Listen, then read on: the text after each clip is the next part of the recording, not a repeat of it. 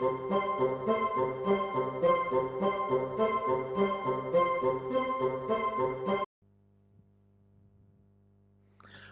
all my wonderful students and subscribers and disciples.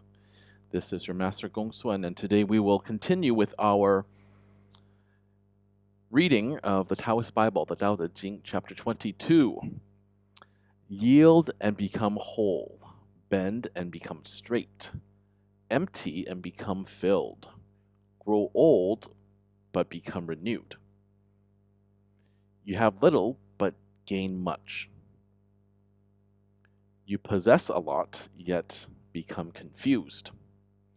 The sage embraces the Tao and becomes a role model for all under heaven, so for everything. The ancients said, yield and become whole. Become whole and you will be restored to the Tao. So here we have a lot of contradictions. They're actually paradoxes at first glance, right? I mean, how do you yield and overcome something? How do you bend and then become straight? Right? These are opposites.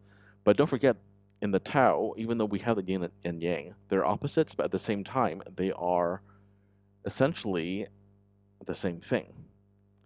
And that's why you see, again, right? That's why you see a little of the black in the white and a little white in the black, right? There's always a little part of that in each one. So in the previous chapter, we talked about the intuition. And it's related, and I'll tell you how. I'll tell you how this makes sense. Because if you yield, for example, there are many examples in history in which you yield and surrender. Let's say you're a country, you're at war, right?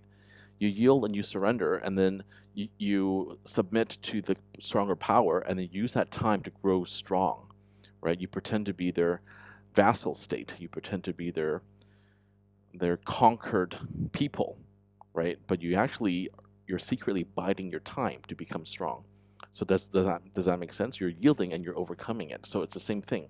You bend, you become straight. If you don't bend, then you break. So that actually does make sense in general. And if you yield and do all this is actually called taking the yin position, right? So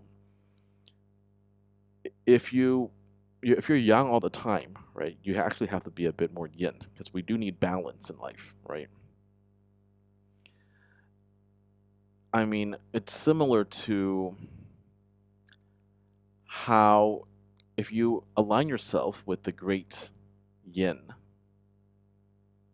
we can tap into the source of its power. Yielding does not mean giving up. It doesn't mean quitting. Yielding means we're holding back. And that's okay. In many ways, we're just pretending. We're holding back and we're pretending to surrender when we're actually not. Right? And I know it's quite sneaky, but it works. I mean, this is an ancient Chinese secret, ancient Taoist secret. And the fact is, when we embrace the Tao, when we are not boasting, when we're remaining humble, when we're not bragging or fighting with others, we will actually have a lot of goodwill, right? So in many ways, that too is yielding, isn't it? Right?